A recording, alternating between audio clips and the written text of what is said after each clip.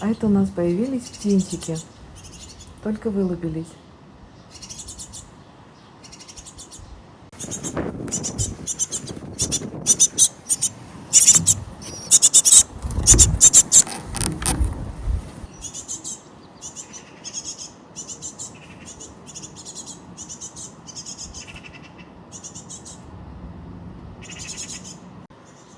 Добрый день! Сегодня мы будем готовить котлеты по-киевски. Я покажу свой способ приготовления, как я готовлю. Мы будем готовить из фарша куриного. Для фарша нам понадобится куриная грудка и филе бедра курицы. И ароматное масло мы будем готовить из сливочного масла, чеснока, зелени. Весь способ приготовления я покажу пошагово. Мы сегодня будем делать фарш на таком аппарате кутер, а также можно приготовить этот фарш через мясорубку крутить. Начинаем приготовление с ароматного сливочного масла. Для этого мы заранее достали из холодильника масло, чтобы оно хорошо нагрелось, вот, чтобы мы могли хорошо размять вилкой. Добавляем пол столовой ложки соли,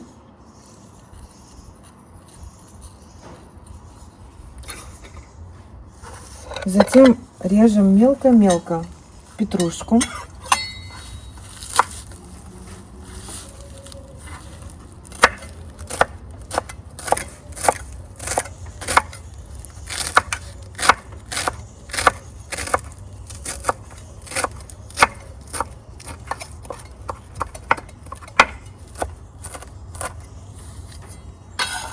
добавляем к соли, к маслу с солью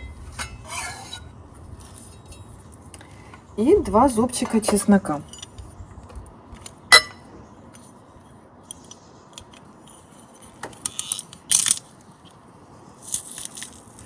Оп.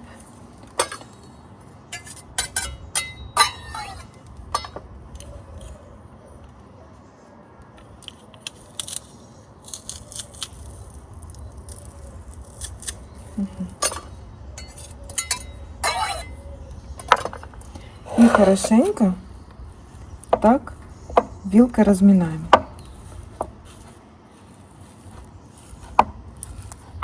А можно еще сюда добавить для более ароматного вкуса еще щепотку черного перца.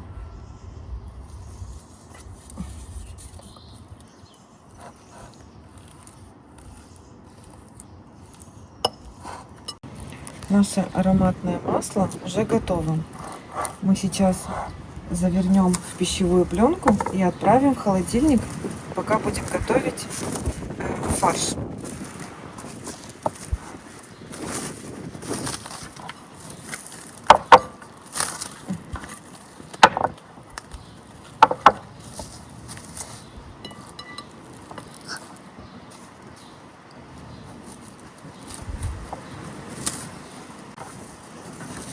И вот так заворачиваем колбаской.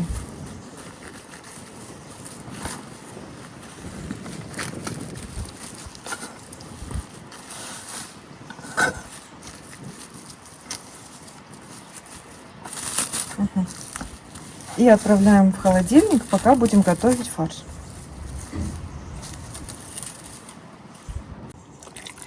Подготавливаем мясо для фарша. У меня тут филе бедра. Я вот так вот эти вот все прожилки все прочищаю, режу на такие кусочки и буду мариновать. И точно так же я буду чистить от пленочек куриную грудку. Вот так.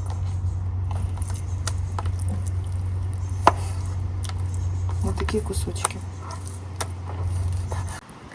Подготовили мясо.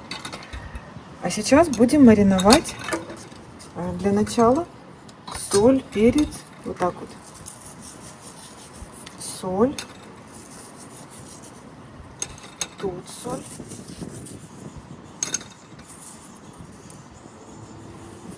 Я использую самые простые ингредиенты. Соль, красный перец, черный перец. Еще по желанию можно добавить сушеный кориандр, потому что курица очень любит кориандр. Вот, теперь переворачиваем на другую сторону и точно так же маринуем с другой стороны.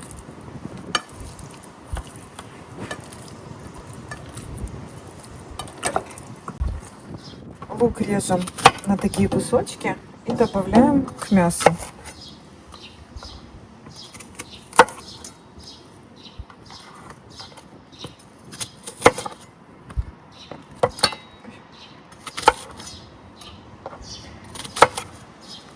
На такое количество мяса у нас получается на кило 200 филе бедра мы взяли 800 грамм куриной грудки.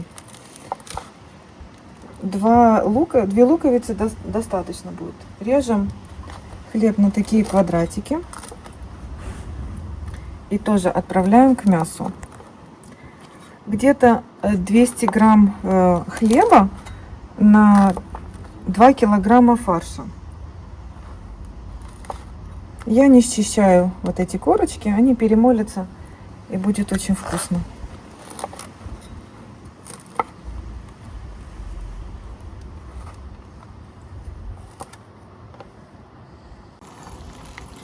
И вот так мы соединяем лук, хлеб, мясо, чтобы все промариновалось. И оставляем где-то на минуты 15-20, чтобы соединились все специи между собой.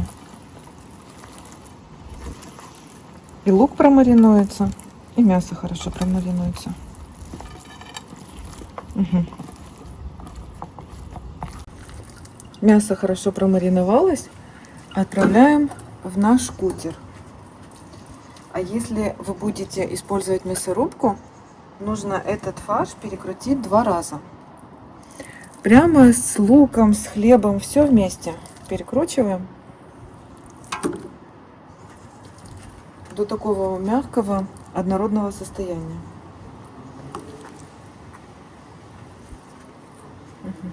Так.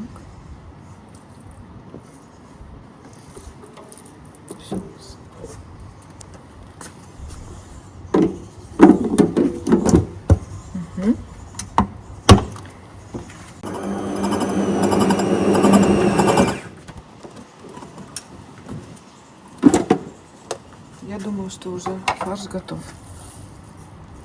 Вот такой вот у нас фарш получается. Сейчас поэтапно все мясо мы так перемолим.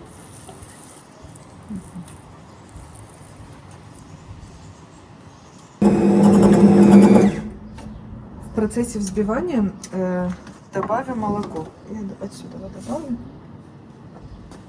Ну, где-то 50 миллилитров молока мы добавляем на все количество мяса.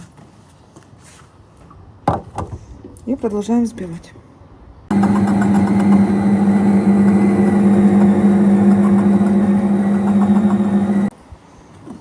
Вторая порция мяса тоже уже готова. Мы перекладываем в миску и отправляем в холодильник. И хочу обратить внимание, что у нас в фарше нету ни яиц, ни муки. Просто мясо, лук и хлеб со специями.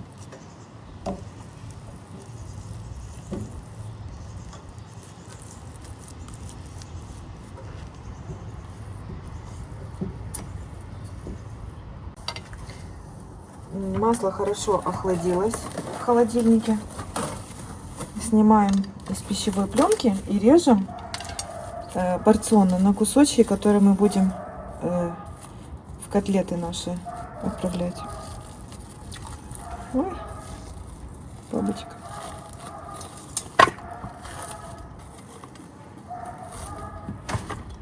Режем на такие кусочки.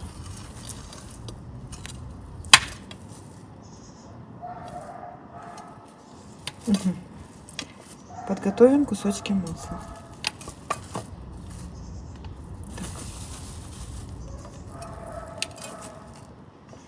сейчас будем формировать. Смачиваем руки немного в холодной воде. Приплюскиваем вот таким образом фарш, чтобы удобно было класть наше ароматное масло. Кладем масло и вот таким образом закрываем хорошо, чтобы масло внутри осталось. И придаем форму. Можно немного водой себе помогать. Вот кончики вот так. Можно форму, какую вы любите придавать. Мне нравятся вот такие вот. Смотрим, чтобы все было закрыто. Обваливаем в муке и отправляем на тарелочку, чтобы в дальнейшем отправить в холодильник. Итак, формируем все котлеты.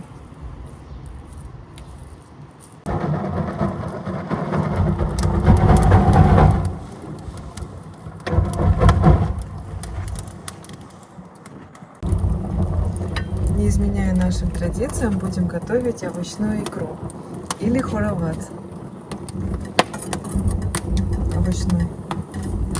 Арсенчик, камаз, да?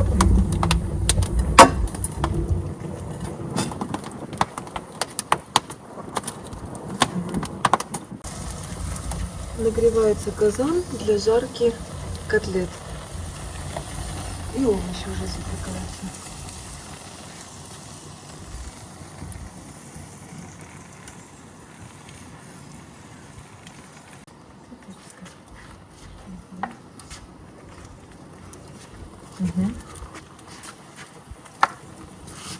Ja, det är en.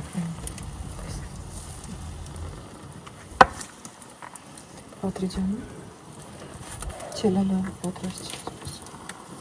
Все. Сейчас будем чистить.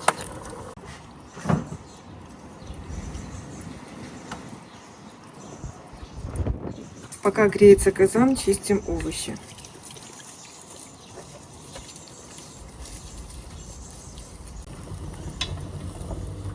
Томат. Есть.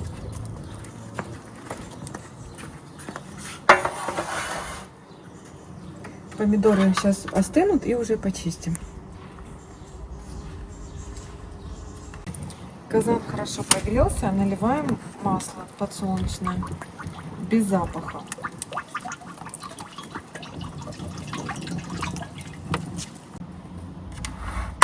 Разбиваем сюда 5 яиц.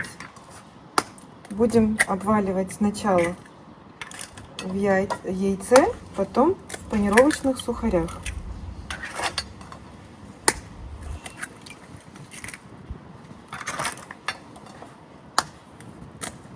Угу. Немного взбалтываем. Соединяем желтки с белками. Все. Проверяем готовность масла к жарке. Если такие пузырьки идут от палочки деревянной, значит масло уже готово к жарке. Угу.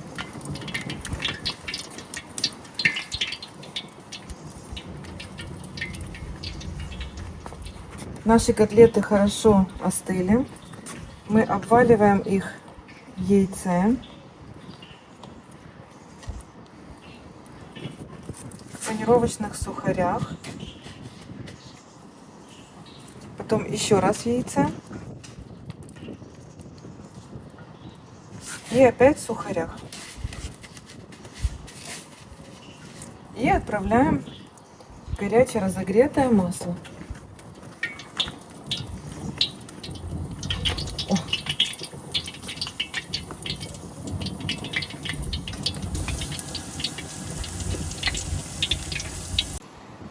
Продолжаем жарить котлеты.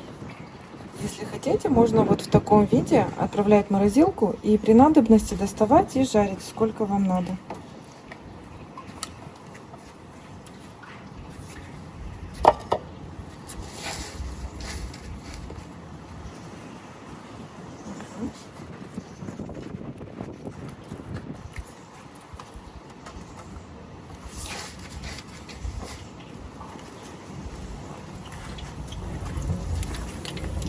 О, эти котлеты уже хорошо зарумянились.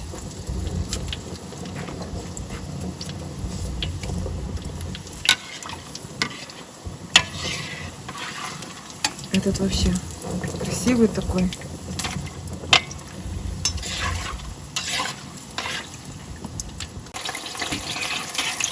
Все, уже первые котлеты готовы. Постелили тарелку бумажным полотенцем и кладем, чтобы масло стекало. Вот это тоже я вижу. Уже такие золотистые, хрустящие, ароматные. А эти продолжаем немножко еще жарить, чтобы внутри хорошо тоже прожарились.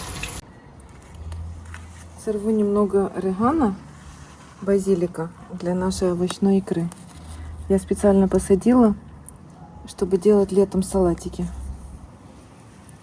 У нас 3 фиолетовых и 3 зеленых базилика. Вот такие вот. Думаю, достаточно будет. И тут помидорчики уже созревают. Черри. О, как много есть.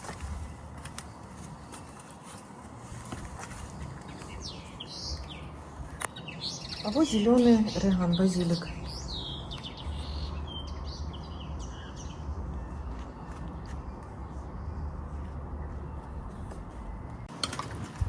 Наша икра уже готова. И котлеты приготовились. Сейчас мы попробуем, какие они внутри. Снаружи они хрустящие. Вот такое. Посмотрим, как внутри. О, сочные, ароматные, хрустящие котлеты. Котлеты подаются с пюрешкой. Насыпем пюре.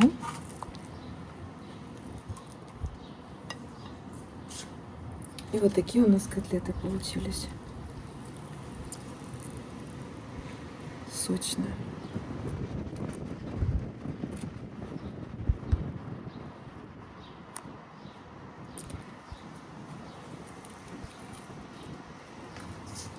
Пробуйте по такому рецепту, вам очень понравится. Сейчас Арсен попробует и скажет, насколько вкусные котлеты.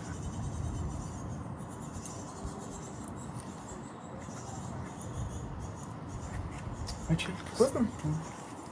Ну,